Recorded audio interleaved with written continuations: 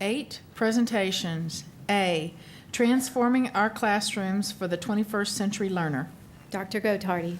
Thank you, Madam President. Board members, ladies and gentlemen, several months ago, I came to this Board of Trustees and spoke to you about the idea of transforming our classrooms for our 21st century learners, and the idea that last school year, during the 12-13 school year, I, along with about 35 other superintendents from the Region 20 area, participated in a visioning institute, a transformation visioning institute at Region 20.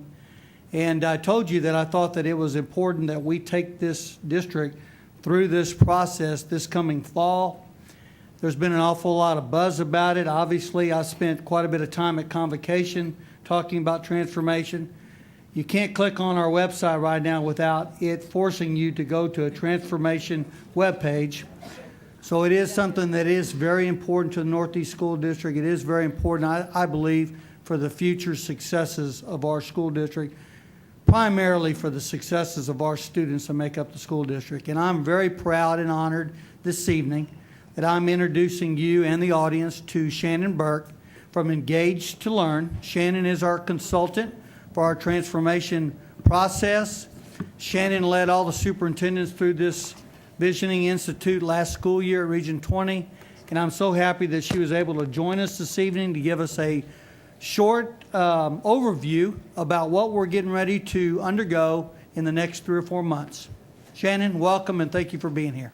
Thank you, Dr. Gottardy and Madam President, members of the board, members of the executive team.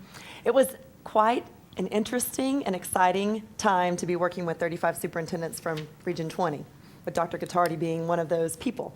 And I got to know your superintendent and understand his passion for students, and was very excited to talk with him about being able to come and facilitate this process in the district.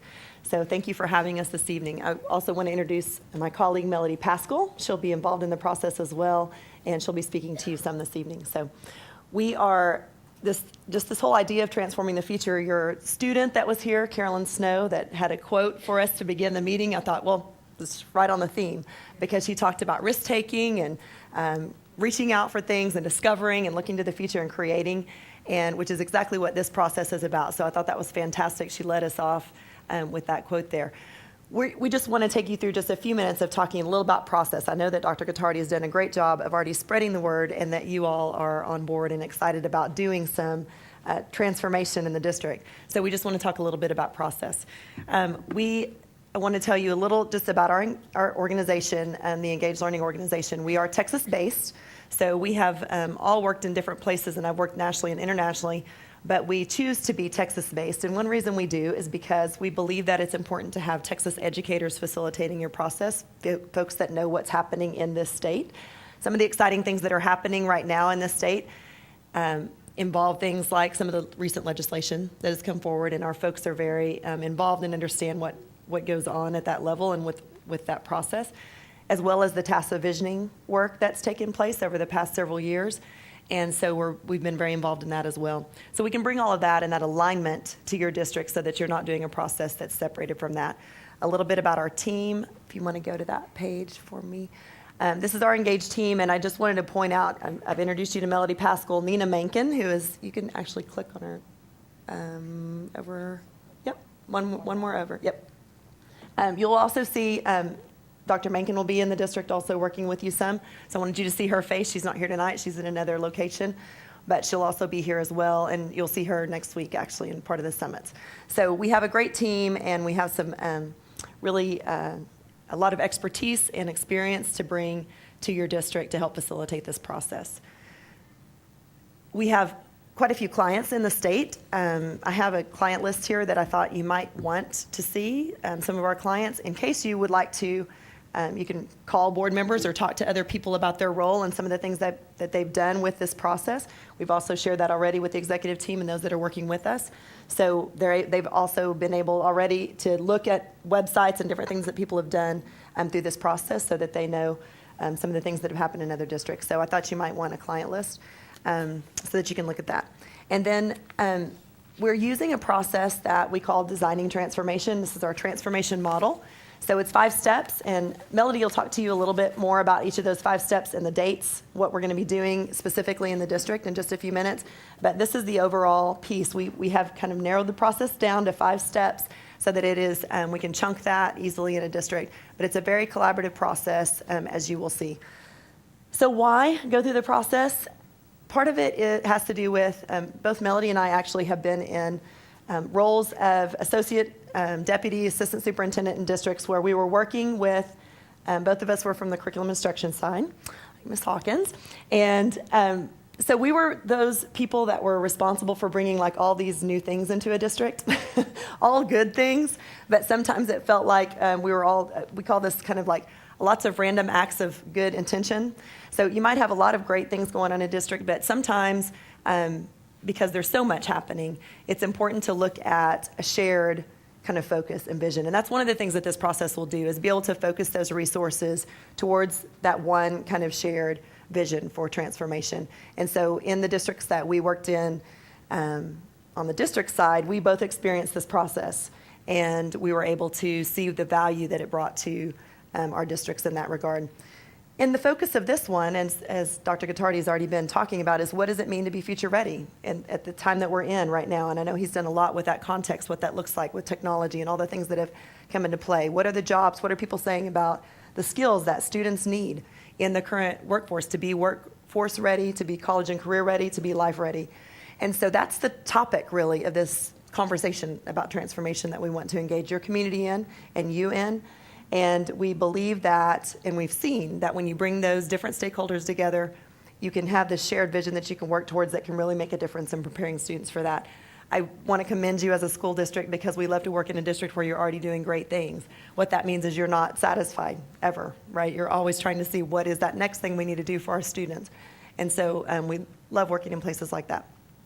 And one of the things that's happened, and one of the reasons why this is an important process right now, is because technology has changed the context, and we have a context gap. So you may have had your resources lined up to a particular purpose for students to thrive, but because of the context changing, then you have to start to say, well, how do we kind of repurpose some of our resources? And one of the things we like to talk about from the very beginning is it's not just about redirecting, because I'm sure that if I looked at the executive team and asked you, do you have a lot of extra money that you don't know what to do with?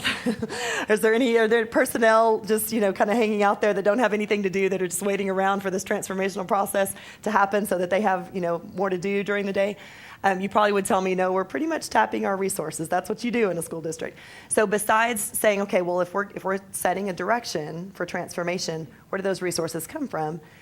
Part of that has to be this idea of strategic abandonment. It has to be this idea that once we set a direction and we start to refocus resources, we also have to decide what we're not going to do anymore, and how are we going to limit some of the things that we've been doing to refocus on this transformational movement. So that's part of the system too, and that way you can actually make it happen once you have that direction set.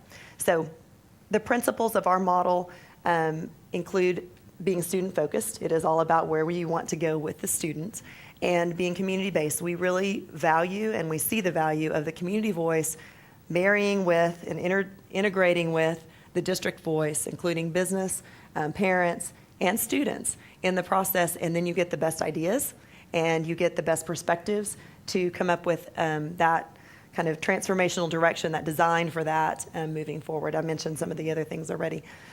The last thing I would say, before I want to turn it over to Melody to talk a little bit about the steps, is just that we basically refuse to work with districts that say, we just want some buy-in. We have some ideas and things we want to do, and we want to get some buy-in from our community. So can you come help us, hold some community meetings and get buy-in? And we say, no, that's not what we do. We actually work with a process where you truly are working together to set direction, and it's very actionable as a result of that. So I know that's where the leadership here wants to be. You want that to really be an authentic process of integrating the community voice with the district voice.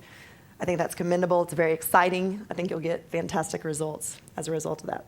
Melly, you want to? Right, as Shannon said, my prior roles have been very much worker bee in the district. So it makes sense that Shannon gave me the worker bee part of the presentation.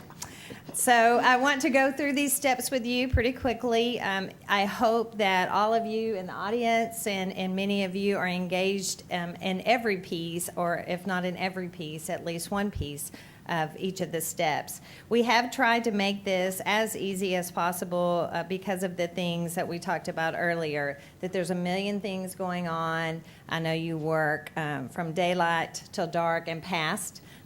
So we wanted to make sure that when we put this together, that we had it in stages that make it very easy for you and the community and the students to understand. So you can see that this is the timeline. The very first part is to really engage your community. Again, that goes back to what Shannon was talking about. This is definitely a process where we want the community's voice heard, the students' voice heard, and it will develop, the plan will develop as these different steps take place. So nothing is predetermined. I know the audience appreciates that, and the staff. We've all been to meetings and we've all been to planning, not under the direction of your current superintendent, of course, where really you go to the meeting and there's already an outcome in place. This is the beauty of designing this, is that it truly is your plan, your community, your voice, and very important piece of that are your students' voices. So the first step is engage. You will have some summits set up. The dates have already been determined. Your staff here is incredible. It's going to be a pleasure working with them because they are so capable and already have things in line and ready to go. So we will have summits. At those summits, they're open. As many people as can come, do come. I hear you're going to feed them. So what an incentive as well. You get to eat and learn at the same time. After we have the summits, then you'll go into your focus groups, and then at the same time that all of that is going on, you will have an online survey so that anyone in the community, in the schools, and the students will be able to take that survey. So take all of that information, and then you move to the next step, where you design a team of, I believe you guys have about 40 people that are coming together. This team will not be designed until after all of those people come together, because we want the people to be on this team that are passionate and want to be involved. You will have a few district people, a few community people, students, parents. So it's a mirror of what is happening in Northeast ISD. They will come together, and then they will design.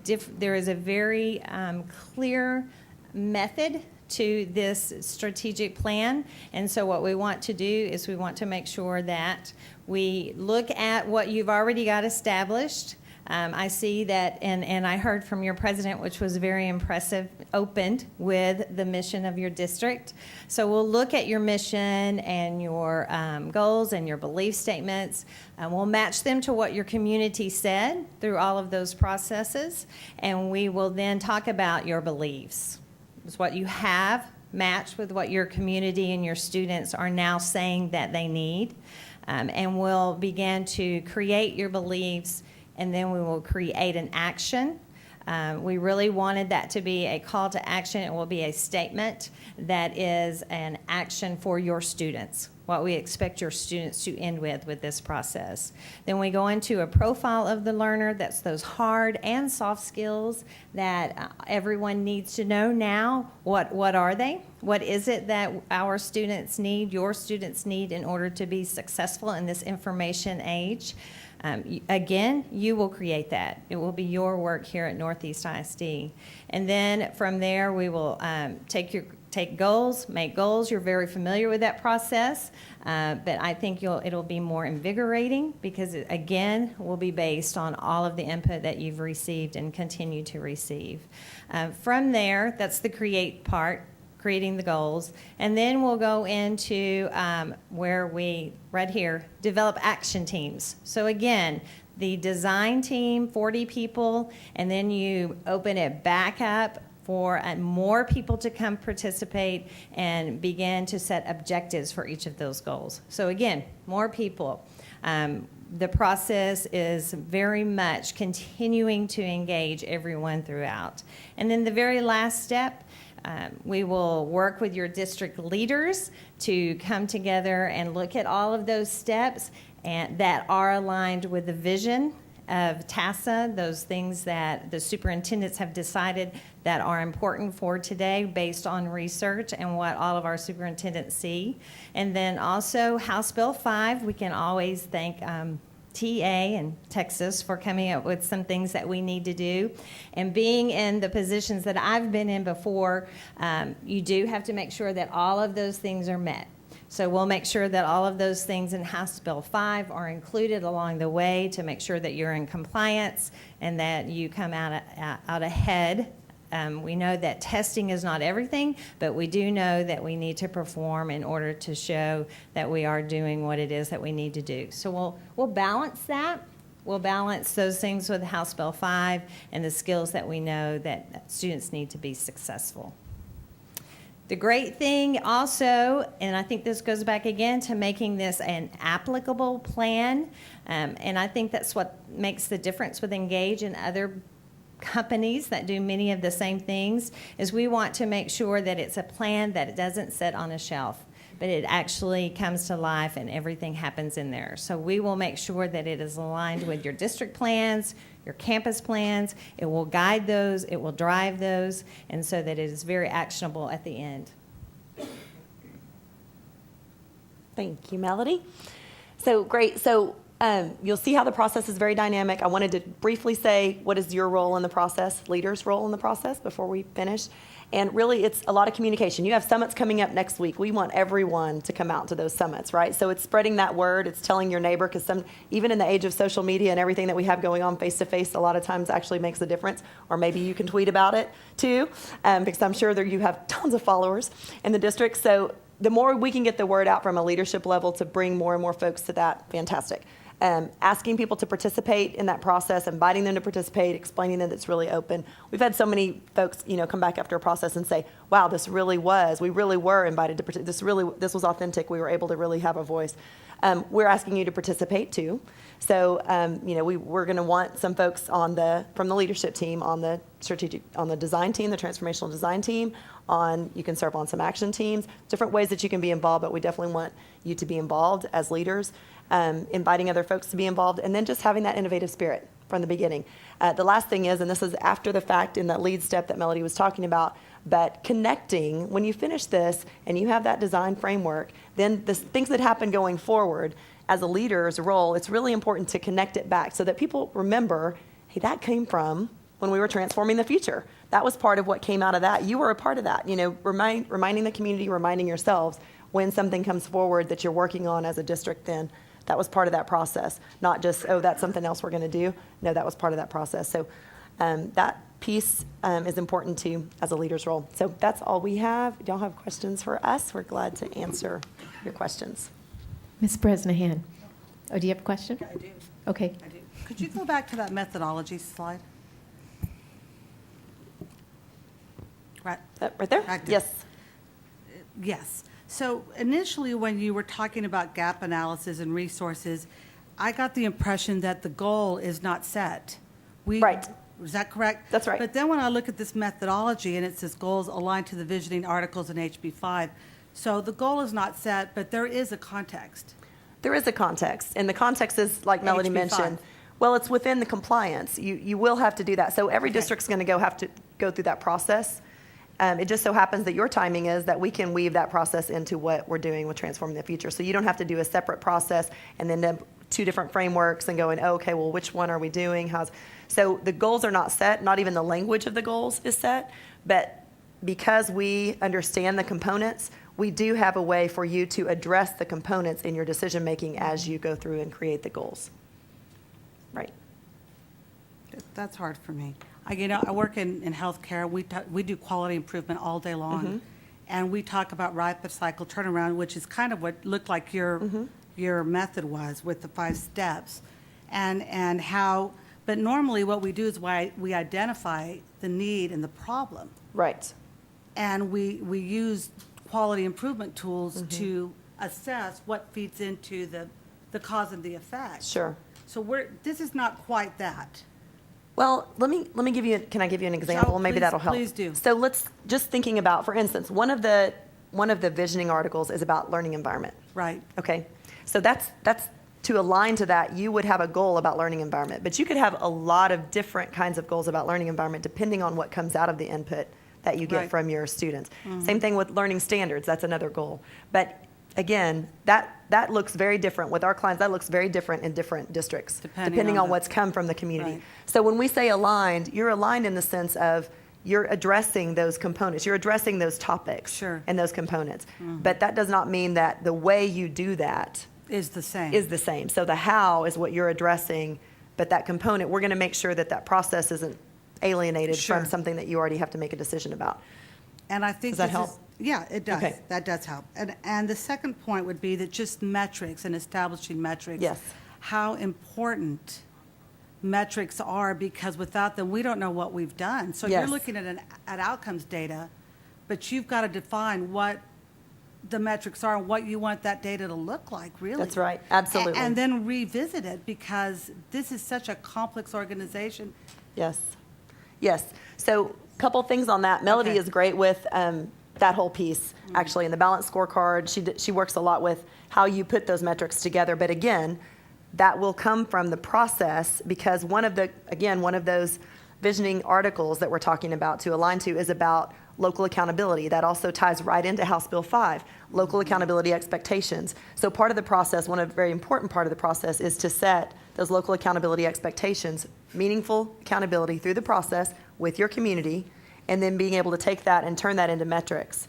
So Because that's. very critical. I mean, the data and the finite number is by which we are measured. Yes, And- ma'am. And, that's where the decisions are made. Where do we stand? That's right. And so sometimes it's not that I'm skeptical, but I see it a lot in healthcare. And we look at metrics and we're reevaluating every 6 months, because it's so hard to move a point, a Mm-hmm. percentage point. Right, and so we have So an this is a annual long process, updating, right, right? we have an annual updating process that you'll use Okay. following this. So when we're done, it's not over, you So have a you get it process. started and then we. Right, so you will have the internal, you could bring us back, and we'd love to come back every year too. But we have a process in place where you can then take as a district, and you'll have, by the end of this, you'll have a project lead inside the district that'll take that forward. And we actually recommend a quarterly update and then an annual renew Because it's process with really the easy to get evaluation lost piece. between theory and translation. Absolutely. Very easy. Absolutely. And then I forget. And Right. Okay. Well, and to be able to make decisions about, like I mentioned, what you're going to stop doing. Exactly. Strategically abandon, you have to have data to see what makes the most sense in light of what your profile of the learner is and what your goals are for that. That's right. Thank you. Sure. Good questions. questions. Any other questions? Anybody else have a question? All right. Dr. Gottardy. I just want to thank Shannon and Melody for being here Yes, this thank evening. and you. We'll kick it off at Roosevelt High School Monday night at 6 o'clock. We're all very excited about it. I also want to recognize a couple people here in the district that are working their tail off to help get this program underway. That's Patty Castellano and Deb Caldwell. These two ladies have been taking this transformation. I told Shannon before the board meeting, the one thing I love about Patty is that she's incredibly creative and unbelievably organized. And Deb follows suit right behind her. We're very glad to have them taking the lead for the school district, working in partnership with Shannon and her team. So we look forward to Monday night. Thank you very much. Thank you very much for having us, and we Thank look you forward to so Monday, much too. for Thank coming. you. We are really looking forward to the future Yay. with you. Thank you. We are too. Thank you so much. Thank you, Vic, for your help. Next item,